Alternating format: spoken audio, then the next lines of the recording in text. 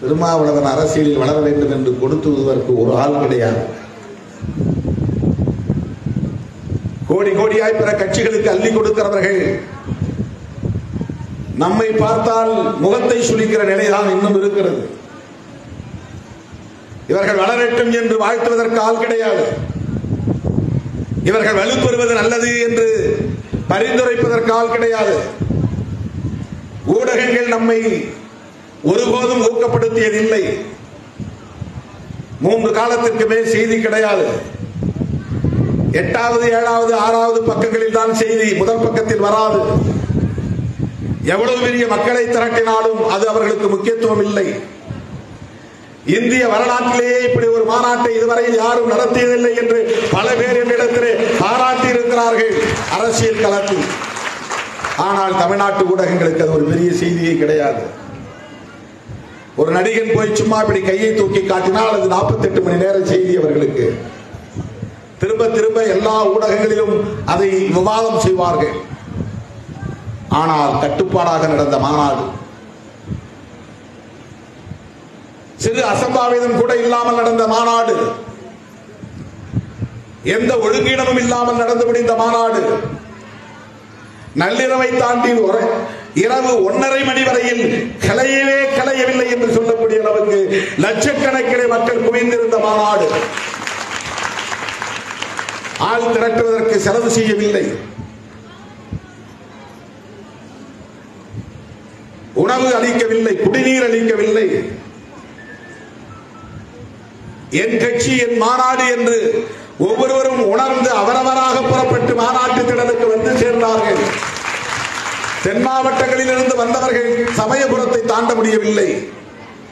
வட மாவட்டங்களில் இருந்து வந்தவர்களால் பெரம்பலூர் பாடாலூரை தாண்டி மாநாட்டு திடலை நெருங்க முடியவில்லை.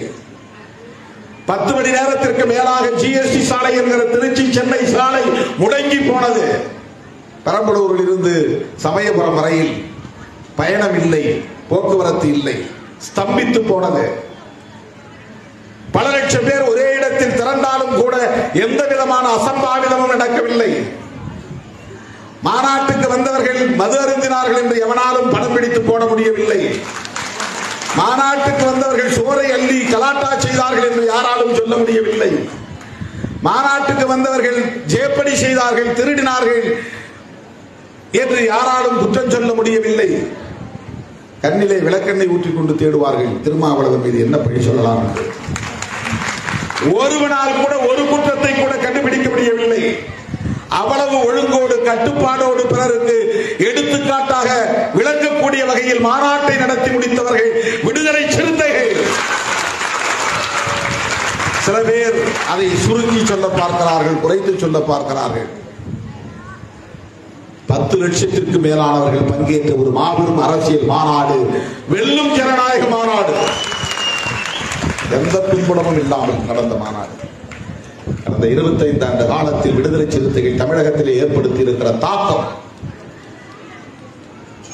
கொள்கை புரிதலோடு பிற இயக்கங்களுக்கும் வழிகாட்டக்கூடிய வலிமை பெற்றிருக்கிற ஒரு இயக்கம் விடுதலை சிறுத்தைகள் கட்சி. இன்றைக்கு இந்தியா முழுவதும் சனாதன எதிர்ப்பை பேச முடிகிறது என்றால் ஒரு நீண்ட இடைவெளிக்கு பிறகு, பெரியார் மறைந்து பல 10 ஆண்டுகள் உருண்டோடிய பிறகு சனாதன எதிர்ப்பை அரசியல் அரங்கில் பற்ற வைத்த இயக்கம் விடுதலை சிறுத்தைகள் கட்சி. பாரதிய ஜனதா இங்கே அடியெடுத்து வைக்க முடியாது, இலகுவாக காலூன்றிவிட முடியாது என்று அவர்களுக்கு இங்கே சவாலாக நிற்கிற இயக்கம் விடுதலை சிறுத்தைகள் கட்சி. தமிழ்நாட்டை பாதுகாப்பு அரணாக இருந்து பாதுகாக்கிற இயக்கம் விடுதலை சிறுத்தைகள் கட்சி.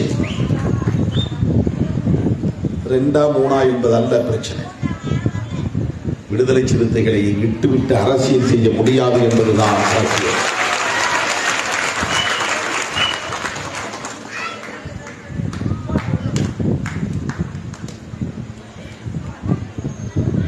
இன்றைக்கு தேர்தல் களத்தில் 1/4 நூற்றாண்டை நாம் கடந்திருக்கிறோம். வெள்ளி விழா கொண்டாடுகிறோம்.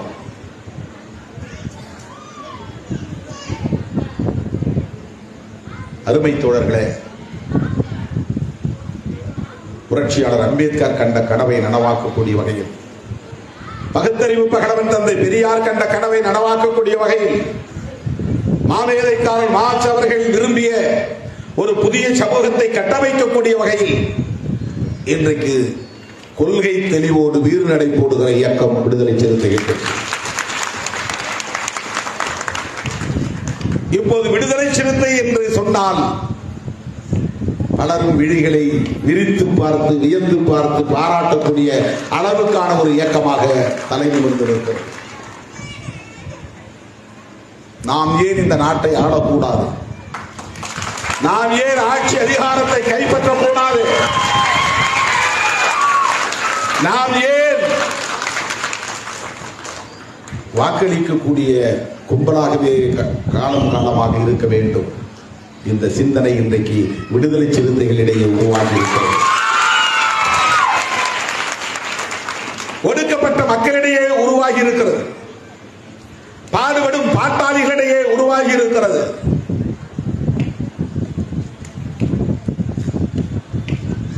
காலையில் ஒன்று மாலையில் ஒன்று மாற்றி பேசுகிற இயக்கம் அல்ல விடுதலை சிறுத்தைகள் கட்சி. பதவிக்காக ஒன்று பவிசுக்காக ஒன்று புரட்டி புரட்டி பேசுகிற இயக்கம் அல்ல விடுதலை சிறுத்தைகள் கட்சி.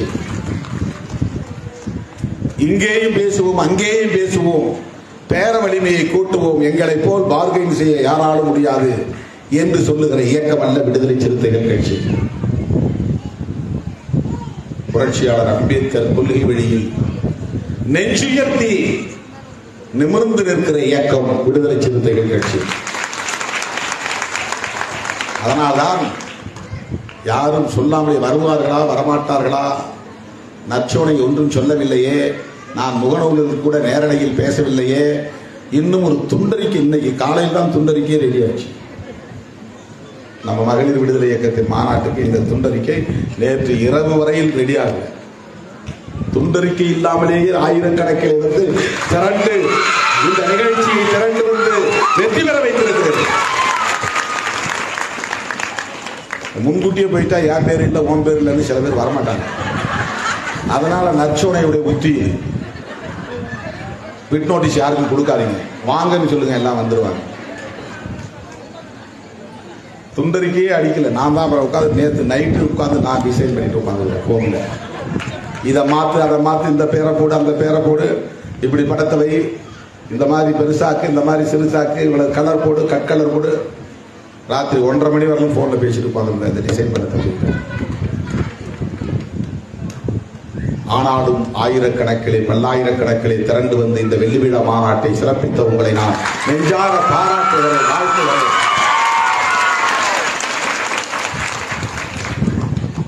தமிழ்நாடு முழுவதும் சிறுத்தைகள் நிற்கிறோம், 40 தொகுதிகளில் இருக்கிறோம்.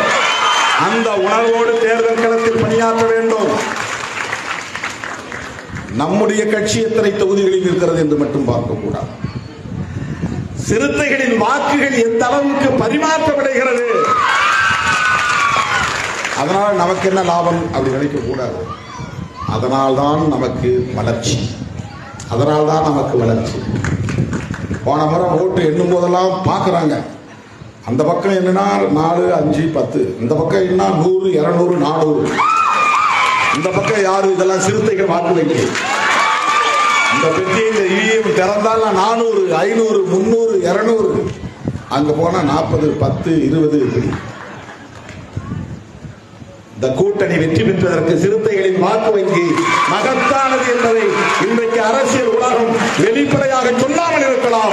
ஆனால் அதுதான் யதார்த்தமான உண்மை, அதுதான் உண்மை. அதுக்கு நமக்கு என்ன அங்கீகாரம் கிடைச்சது? கிடைக்க வேண்டாம். காலம் கனியும், மொத்தமாக காலம் அதிகாரத்தை அள்ளித்தரும். யாரும் நமக்கு அதிகாரத்தை தர வேண்டியதில்லை. யாரிடமும் நாம் அதிகாரத்தை போய் பேரம் பேச வேண்டிய தேவையில்லை. நாம் நேர்மையாக உழைத்தால், நாம் நேர்மையாக பாடுபட்டால், நாம் கொள்கை தெளிவோடு பாடுபட்டால், புரட்சியாளர் அம்பேத்கர், தந்தை பெரியார், மாமேதை மார்க்ஸ் ஆகியோரின் சிந்தனைகளை உள்வாங்கிக் கொண்டு நாங்கள் அரசியல் சக்தி என்கிற அந்த புரிதோடு களப்பணியாற்றினால் கோட்டை நம்மை தேடி வரும், அதிகாரம் நம்மை தேடி வரும். அது 4 வழி சாலையாக இல்லாமல் 8 வழி சாலையாக இடம் கொடுக்கும், 16 வழி சாலையாக பரிணாமம் பெறும். வருகிறார்கள், வழிவிட்டு நில்லுங்கள் என்று காலம்